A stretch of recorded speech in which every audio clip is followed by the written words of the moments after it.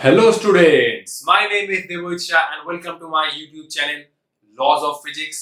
तो आज के लेक्चर में भी हम कुछ अच्छा प्रॉब्लम डिस्कस करेंगे। इसके लास्ट लेक्चर में भी मैं कुछ बेहतरीन प्रॉब्लम डिस्कस किया हूँ, आप लोग एक बार देख लेना, मैं डिस्क्रिप्शन बॉक्स में उसका लिंक दे दूंगा। तो बिना टाइम वेस्ट किए आज का जर्नी स्टार्ट करते हैं। आज का हमारा पहला प्रॉब्लम, और ये प्रॉब्लम बहुत ही कंसेप्चुअल है। ये प्रॉब्लम मैंने लास्ट लेक्चर में आप लोगों के लिए होमवर्क रखा था, तो मैं एक बार डिस्कस कर देता हूँ। ये इनफाइनाइट शीट है। अब ये शीट में सरफेस चार्ज डेंसिटी है माइनस सिग्मा। ये एक ब्लॉक है जिसका मास है m और इसमें चार्ज है कैपिटल Q, और ये ब्लॉक इनफाइनाइट शीट से d डिस्टेंस पर है। तो ऑब्वियसली ये इसके साथ आगे कॉलिशन करेगा, क्योंकि ये इसके ऊपर इलेक्ट्रिक फील्ड अप्लाई कर रहा है। ये तो है माइनस, ये है प्लस, तो ये इनफाइनाइट शीट के ऊपर जाके टकराएगा। तो क्वेश्चन में क्या बोला है, if the coalition is elastic find the time period oscillation of the block. अगर ये इसके साथ इलास्टिक कॉलिशन कर रहा है तो इसका हमें टाइम पीरियड निकालना है, और इसका मोशन जो होगा एसएचएम होगा या नहीं होगा वो हमें चेक करना है। तो ये प्रॉब्लम हम लोग कैसे सॉल्व करेंगे, तो इनफाइनाइट शीट के कारण जो इलेक्ट्रिक फील्ड होगा वो होगा इधर, क्योंकि ये माइनस है तो इलेक्ट्रिक फील्ड होगा इधर। इलेक्ट्रिक फील्ड का वैल्यू कितना है, इलेक्ट्रिक फील्ड का वैल्यू है सिग्मा बाई 2 एप्सिलॉन नॉट। अगर ये प्लस होता तो इलेक्ट्रिक फील्ड इधर होता, माइनस होता है इसलिए इलेक्ट्रिक फील्ड इसकी तरफ है। सिंपल। अच्छा, तो अब इसके ऊपर फोर्स अप्लाई होगा कौन सा डायरेक्शन में, फोर्स अप्लाई होगा इस डायरेक्शन में। फोर्स कितना होगा, फोर्स होगा चार्ज इनटू इलेक्ट्रिक फील्ड, तो ये आ रहा है Q into sigma by 2 epsilon naught. अगर फोर्स इधर है तो इसका जो एक्सेलरेशन होगा वो भी इधर होगा। तो एक्सेलरेशन कितना होगा, एक्सेलरेशन होगा फोर्स अपॉन मास, तो ये आ रहा है Q sigma by 2m epsilon not. अब हम लोग काइनेमेटिक्स का इक्वेशन यूज करेंगे जो होगा s equal to ut plus half at square. Acceleration क्या है, एक्सेलरेशन कांस्टेंट है क्योंकि सभी टर्म कांस्टेंट है। तो s equal to ut plus half at square. ये फॉर्मूला हम लोग तभी अप्लाई कर सकते हैं जब एक्सेलरेशन कांस्टेंट है। इस केस में पार्टिकल के ऊपर, इस पार्टिकल के ऊपर जो एक्सेलरेशन अप्लाई हो रहा है वो तो कांस्टेंट ही है, तो सिंपल मैं इस इक्वेशन को इजीली अप्लाई कर सकता हूं। तो इनिशियल वेलोसिटी 0 है तो ये आ रहा है 0। इस इक्वल टू कितना है, पार्टिकल d डिस्टेंस चल रहा है इससे कोलिशन करने से पहले, तो ये आ रहा है d हाफ। एक्सेलरेशन कितना है, q sigma bye twice m epsilon naught into t square. यहां से टी स्क्वायर कितना आ रहा है, टी स्क्वायर ये पूरा टर्म को मैं इधर मल्टीप्लाई कर रहा हूँ तो 2 टू 4, ये पूरा टर्म को मैं इधर मल्टीप्लाई करूँ तो 2 to 4 m epsilon naught into d divide by capital Q into sigma. 2 to 4 m epsilon 2 into 4 m epsilon naught into d capital Q sigma. तो ये t टाइम जो पार्टिकल ले रहा है वो, मतलब ये पार्टिकल t टाइम में इसके साथ आके कोलिशन करेगा। तो t टाइम क्या है, 4 m epsilon not d capital Q into sigma. अब ये पूरा टाइम पीरियड नहीं है, ये t टाइम में इस पोजीशन पे आके इनफाइनाइट शीट के साथ टकराएगा। अब क्वेश्चन में क्या बोला है, if the collision is elastic. तो इलास्टिक कोलिशन में क्या होता है, अगर ये पार्टिकल आके इसके साथ इलास्टिक कोलिशन करेगा तब क्या होगा, ये जिस स्पीड के साथ आके टकराएगा ऑब्वियसली इसका स्पीड आते आते इंक्रीज होता जाएगा, क्योंकि इसके ऊपर कंटीन्यूअसली एक्सेलरेशन अप्लाई हो रहा है। तो एक्सेलरेशन के कारण इसका स्पीड चेंज होते होते यहाँ पर कुछ होगा टकराने से पहले। तो ये जिस स्पीड के साथ टकराएगा वो उसी स्पीड के साथ ऑपोजिट डायरेक्शन में रिबाउंड करेगा, और वो टी टाइम में डी डिस्टेंस तक आएगा। तो पार्टिकल, मैं फिर से बोल रहा हूँ ध्यान से सुनो, पार्टिकल ये पूरा डिस्टेंस कवर कर रहा है टी टाइम में, ये टी टाइम हमने निकाल लिया है। अगर ये कोलिशन इलास्टिक है जो क्वेश्चन में बोला है, अगर ये कोलिशन इलास्टिक है तो ये ब्लॉक मतलब पार्टिकल जिस स्पीड के साथ आकर इससे टकराएगा उसी स्पीड के साथ फिर से ऑपोजिट डायरेक्शन में बैक करेगा और फिर से डी डिस्टेंस तक आएगा और फिर से टी टाइम लेगा। तो टोटल टाइम कितना हुआ, डी डिस्टेंस गया टी टाइम में और फिर से डी डिस्टेंस आया टी टाइम में। सो टोटल टाइम टेकन ये कितना हुआ, total time taken equal to twice of T, क्योंकि टी टाइम इसको लगेगा यहाँ तक पहुंचने में, और फिर से टी टाइम इसको लगेगा वापस डी डिस्टेंस आने में। तो ये बना 2 into 4 M epsilon naught into D divide by capital Q into sigma. तो ये आ रहा है टोटल टाइम पीरियड। ठीक है, अब क्वेश्चन में ये पूछा है कि इज इट एसएचएम, मतलब ये पार्टिकल में जो मोशन हो रहा है वो एसएचएम हो रहा है या नहीं हो रहा है। तो कोई पार्टिकल का अगर मोशन एसएचएम होता है, तो मैंने लास्ट लेक्चर में बोला था कि जो रेस्टोरिंग फोर्स होता है वो क्या कितना होता है, माइनस वाई, मतलब restoring force is directly proportional to the displacement and restoring force opposite to the displacement। तो इस केस में पार्टिकल के ऊपर जो फोर्स लग रहा है वो तो QE है, और फोर्स कितना है, फोर्स तो कांस्टेंट है, फोर्स तो कांस्टेंट है, फोर्स तो ऐसा कुछ नहीं है कि फोर्स डिस्प्लेसमेंट के ऊपर डिपेंड कर रहा है। तो इस केस में पार्टिकल का जो मोशन होगा, सो पार्टिकल पार्टिकल तो इस इक्वेशन को फॉलो नहीं कर रहा है, क्योंकि जो फोर्स लग रहा है वो तो कांस्टेंट है। So particle will not follow SHM। लेकिन पार्टिकल का क्या मोशन होगा, पार्टिकल का मोशन होगा वो oscillatory motion, oscillatory motion, oscillatory motion. अब ये मोशन क्या है, ऑसिलेटरी मोशन मतलब क्या होगा, पार्टिकल रेस्ट से जा रहा है, तो एक्सेलरेशन के कारण ये इसके साथ जाके टकराएगा, ये फिर से वापस आएगा, फिर से इसके ऊपर एक्सेलरेशन अप्लाई होगा, फिर से जाएगा, फिर से टकराएगा। तो ये मोशन है ऑसिलेटरी मोशन। ये जा रहा है, इसके साथ टकराएगा, फिर से वापस आ रहा है, फिर से वापस जाएगा, फिर से टकराएगा, फिर से वापस आ रहा है। तो ये है ऑसिलेटरी मोशन। ये सिंपल हार्मोनिक मोशन नहीं है, क्योंकि फोर्स जो अप्लाई हो रहा है वो कांस्टेंट है।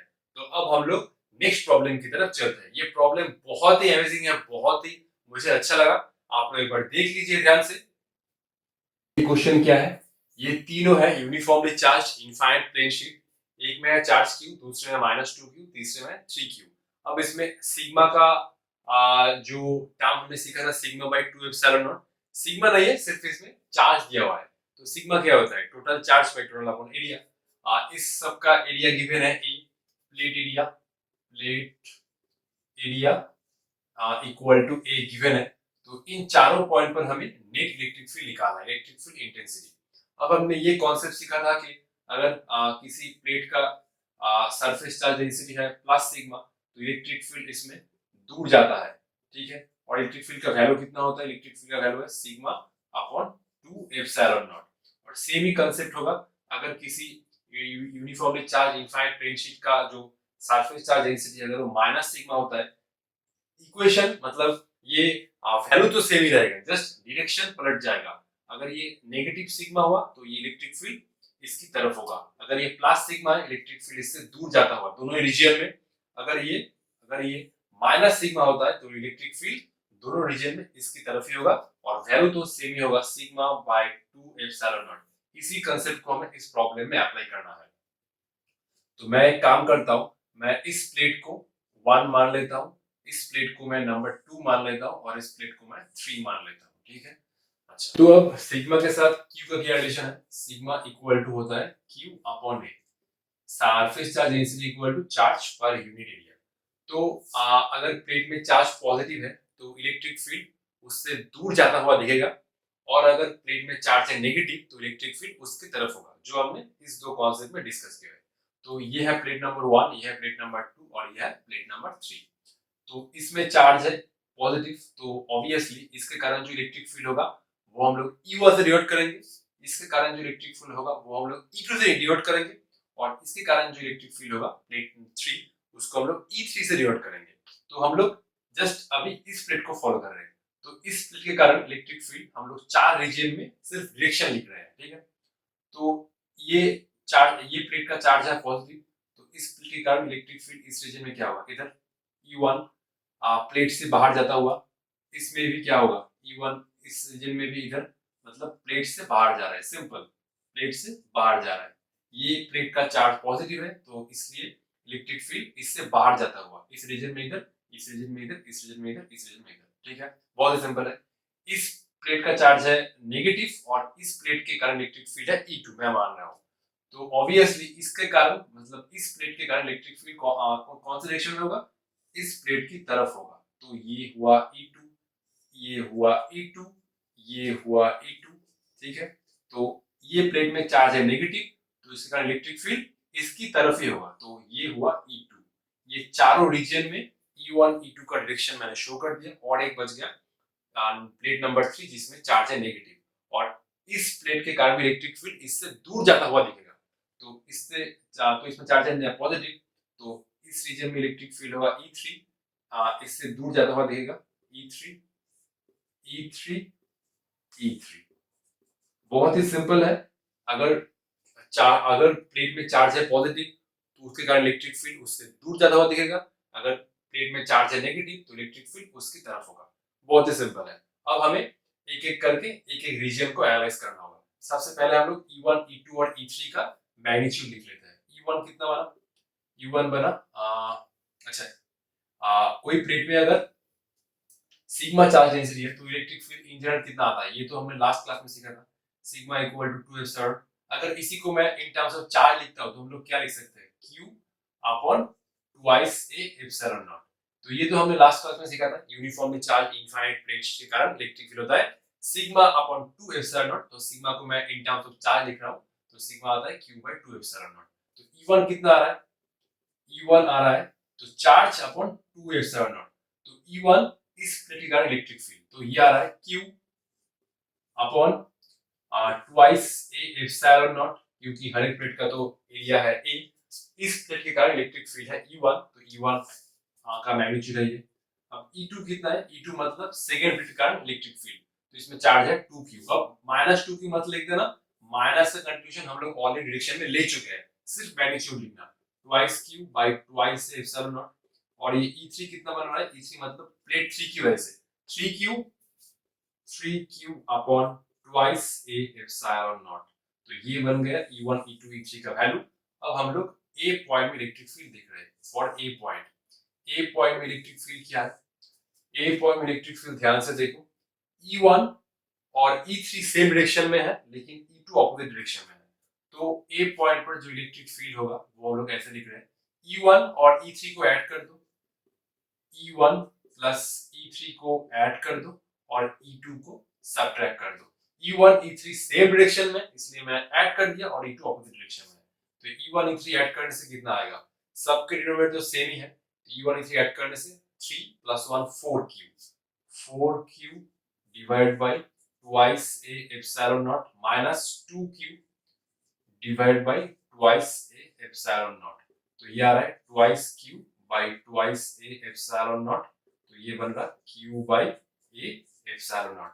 अगर मैंने इसको x लिया और इसको y लिया तो ए पॉइंट पर हम लोग इलेक्ट्रिक फील्ड लिख सकते हैं in terms of vector Q by A epsilon naught. Electric field, net electric field कौन सा डायरेक्शन बन रहा है, E1 E3 E2 ज्यादा है तो ये आएगा माइनस आई कैप, क्योंकि E1 E3 E2 से ज्यादा है तो ये टर्म आ रहा है पॉजिटिव, तो जो नेट इलेक्ट्रिक फील्ड होगा वो नेगेटिव x में होगा, तो ये आ रहा है माइनस आई कैप, क्योंकि ये x है, ए पॉइंट पे नेट इलेक्ट्रिक फील्ड और नेगेटिव x डायरेक्शन में है, तो नेगेटिव x डायरेक्शन मतलब माइनस आई cap.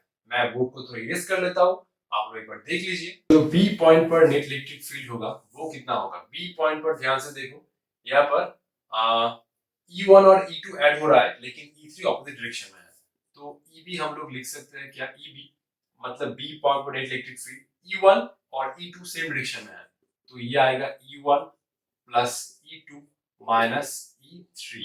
E1 plus E2 add करने से 3Q, ये दो ऐड हुआ, डिनोमिनेटर सेम ही है, 3Q upon twice A epsilon naught minus E3 कितना है 3Q अपॉन ट्वाइस से एप्सिलॉन नॉट। तो ये गया, तो B पॉइंट पर नेट इलेक्ट्रिक फील्ड कितना होगा, 0 होगा।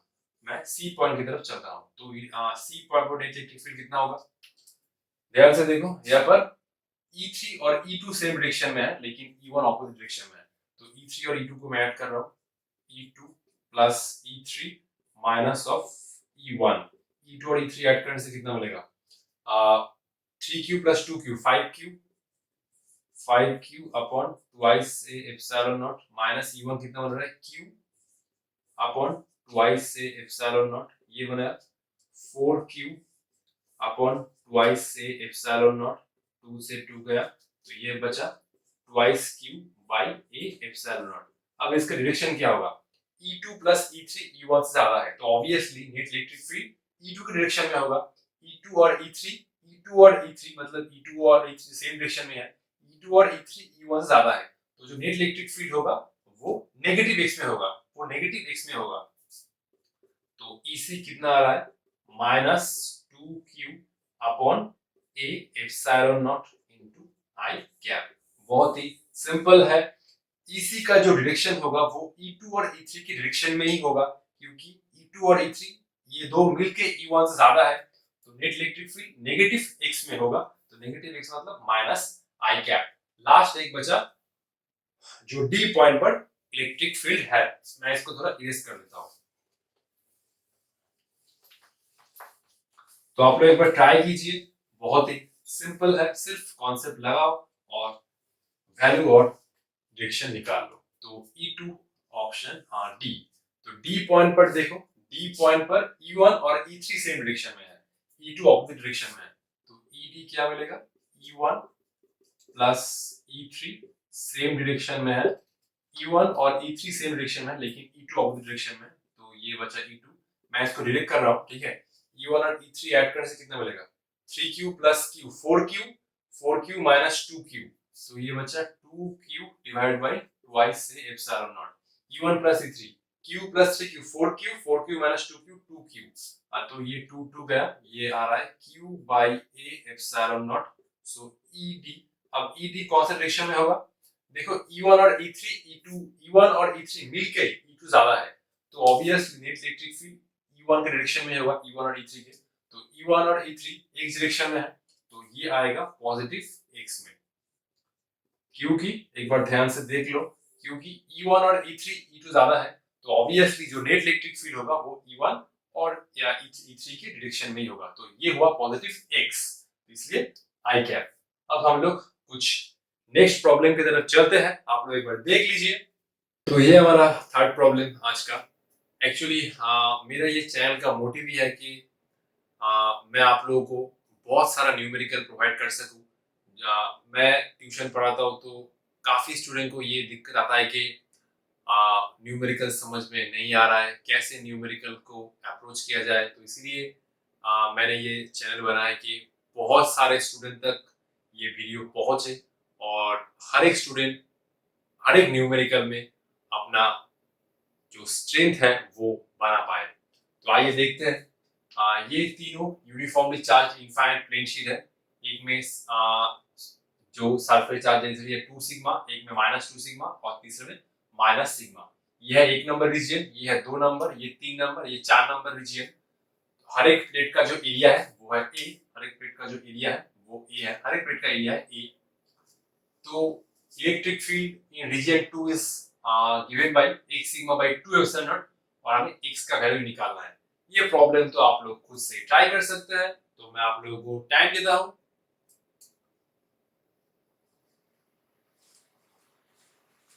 तो आई होप आप लोगों ने ये प्रॉब्लम सॉल्व कर लिया होगा। जस्ट हमें इस रीजन में जो इलेक्ट्रिक फील्ड बन रहा है इन तीनों प्लेट के कारण वो निकालना होगा और इसके साथ इक्वेट करना होगा। बहुत ही सिंपल है। तो मैं इस प्लेट को नंबर 1 दे रहा हूं, इस प्लेट को नंबर 2 और ये प्लेट को नंबर 3। जिस प्लेट में पॉजिटिव चार्ज है उसके लिए इलेक्ट्रिक फील्ड बाहर जाता हुआ दिखेगा और जिस प्लेट नेगेटिव चार्ज है मतलब नेगेटिव चार्ज डेंसिटी है, इलेक्ट्रिक फील्ड उसके तरफ होगा। ठीक है, तो ये है पॉजिटिव चार्ज डेंसिटी, ये नेगेटिव नेगेटिव 1 3 और 4 से हमें कोई मतलब नहीं है, सिर्फ हमें इस रीजन में इलेक्ट्रिक फील्ड का डायरेक्शन चेक करना होगा। तो इस प्लेट का इलेक्ट्रिक फील्ड होगा इस डायरेक्शन में क्योंकि ये पॉजिटिव है तो E1 इस डायरेक्शन में आएगा। ये है नेगेटिव तो इलेक्ट्रिक फील्ड इसकी तरफ होगा E2, और ये भी नेगेटिव है तो इसके लिए भी इलेक्ट्रिक फील्ड इसकी तरफ होगा। पॉजिटिव के लिए बाहर जाता हुआ और नेगेटिव के लिए इसके तरफ, तो -2 सिग्मा मतलब इस प्लेट का इलेक्ट्रिक फील्ड होगा इस डायरेक्शन में जो है E2, और इस प्लेट का भी जो सरफेस चार्ज डेंसिटी है वो है नेगेटिव तो इस प्लेट के कारण इलेक्ट्रिक फील्ड इसी डायरेक्शन में होगा। तो ये प्लेट के कारण इलेक्ट्रिक फील्ड E1, इसके कारण E2 और इसके कारण E3। Simple, E1 E2 E3 तीनों ही सेम डायरेक्शन में है, तो सिंपली ऐड कर दो। E1 का मैग्नीट्यूड कितना आएगा, E1 कितना होगा, नॉर्मली कितना होता है सिग्मा बाय 2 एप्सिलॉन नॉट, तो यहाँ पर आएगा 2 sigma by 2 epsilon not. E2 कितना आएगा, E2 आएगा 2 sigma by 2 epsilon naught. Minus का कंट्रीब्यूशन हम लोग डायरेक्शन में ले चुके हैं, तो ध्यान रखना फिर से माइनस मत ले लेना, ठीक है। तो E3 बनेगा सिग्मा बाय 2 एप्सिलॉन नॉट। तो सिंपली रीजन 2 में इन तीनों इलेक्ट्रिक फील्ड का एडिशन कर दो और इसका इक्वेट कर दो। तो in electric field in region 2 कितना बन रहा है, E1 E2 E3 को ऐड कर दो, तो ये बना 2, ये 2 2, अच्छा ये तो डिनोमिनेटर सेम ही है, तो 2 2 4, 2 + 2 4, 4 + 1 5, तो ये बना 5 सिग्मा बाय 2 एप्सिलॉन नॉट, जो ऑलरेडी गिवन है x sigma upon 2 epsilon naught, तो ये बना 5 सिग्मा अपॉन 2 एप्सिलॉन नॉट। ये कैंसिल, सिग्मा सिग्मा क्या कैंसिल, तो x बना 5। बहुत ही सिंपल है, आप लोग देख लीजिए। तो ये है प्रॉब्लम नंबर 4। क्वेश्चन क्या बोल रहा है, बहुत ही सिंपल है। An electron having mass same and charge q is accelerated from rest in a uniform electric field E। तो ये है इलेक्ट्रिक फील्ड, मान लो यूनिफॉर्म इलेक्ट्रिक फील्ड इस डायरेक्शन में। यह है इलेक्ट्रॉन जिसका चार्ज है नेगेटिव, तो क्वेश्चन में Q है तो मैं इसको नेगेटिव मान रहा हूँ -Q। ये इनिशियली रेस्ट पे था और इसको जब इलेक्ट्रिक फील्ड में रखा गया तो ऑब्वियसली इलेक्ट्रिक फील्ड इसके ऊपर फोर्स अप्लाई करेगा। कौन से डायरेक्शन में, ये नेगेटिव है तो ये इलेक्ट्रिक फील्ड का ऑपोजिट डायरेक्शन में मूव करेगा, ठीक है। तो इसके ऊपर फोर्स अप्लाई होगा वो इलेक्ट्रिक फील्ड का ऑपोजिट डायरेक्शन में।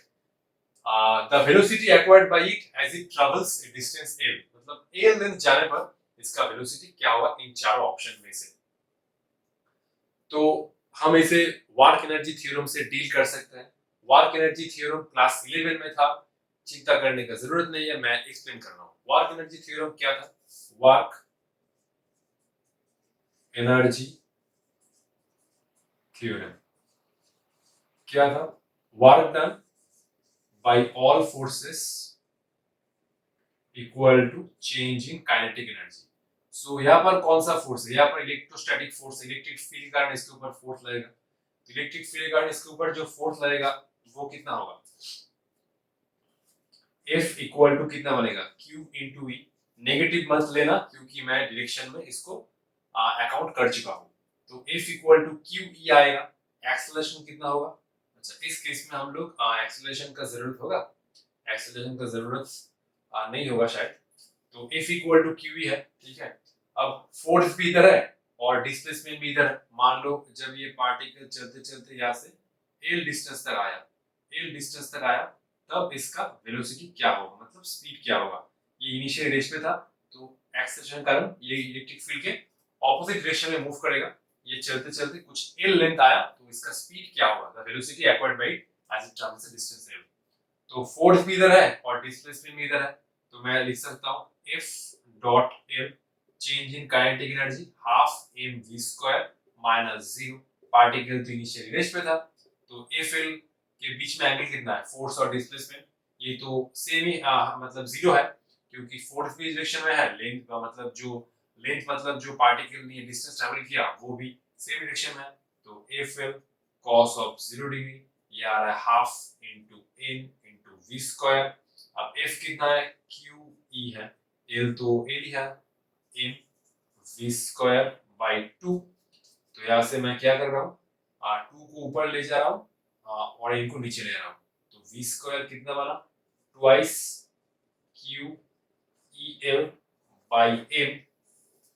तो v बन रहा है कितना, under root twice QEL by m। तो l लेंथ ट्रैवल करने के बाद पार्टिकल का जो स्पीड होगा वो कितना होगा, twice. Option A is correct. तो बहुत ही सिंपल था।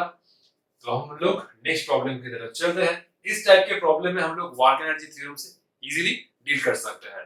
तो जो फोर्स अप्लाई होगा वो सिंपल इलेक्ट्रोस्टैटिक फोर्स था। वर्क डन का फॉर्मूला कितना होता है, F डॉट L, ठीक है। आप लोग देख लीजिए। तो ये हमारा प्रॉब्लम नंबर 5 और ये प्रॉब्लम स्टॉपिंग डिस्टेंस के कॉन्सेप्ट के ऊपर बेस्ड है, जो मैंने लेक्चर नंबर 7 में डिस्कस किया है। आप लोग एक बार देख लेना, मैं डिस्क्रिप्शन बॉक्स में उसका लिंक दे दूंगा।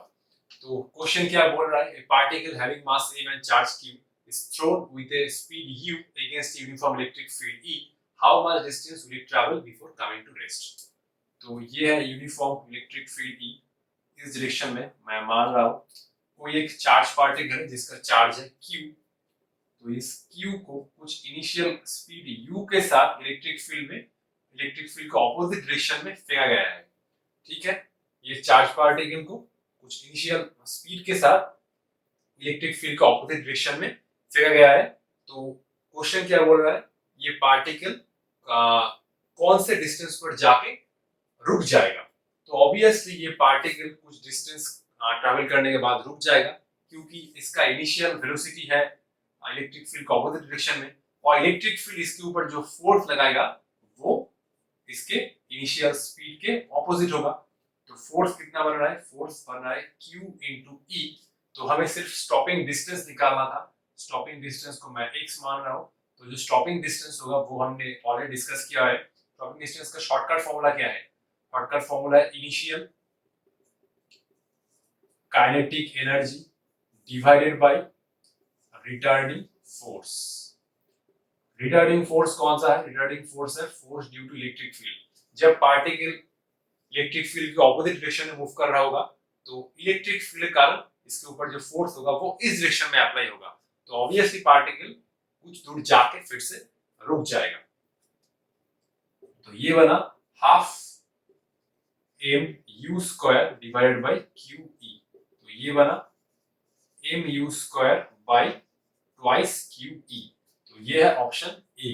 तो ये दो प्रॉब्लम मैं आप लोगों के लिए होमवर्क की तरफ छोड़ रहा हूँ। तो फर्स्ट क्वेश्चन है, the maximum electric field intensity on the axis of A uniformly charge ring of charge q and radius r। एक रिंग है जिसमें टोटल चार्ज है q, जिसका रेडियस है r। उस रिंग में हमें मैक्सिमम इलेक्ट्रिक फील्ड इंटेंसिटी निकालना है ऑन द एक्सिस ऑफ ए, मतलब इस रिंग की वजह से हमें एक्सिस के ऊपर किसी एक पॉइंट पर हमें मैक्सिमम इलेक्ट्रिक फील्ड इंटेंसिटी निकालना है। तो रिंग की वजह से जो इलेक्ट्रिक फील्ड होता है वो तो मैंने लास्ट लेक्चर में डिस्कस किया हो, आप लोग वो वीडियो देख के इजीली सॉल्व कर सकते हैं। और नेक्स्ट क्वेश्चन, ये प्रॉब्लम तो मतलब बहुत बहुत बहुत इंपॉर्टेंट है। तो एक बार देख लीजिए क्वेश्चन क्या बोल रहा है।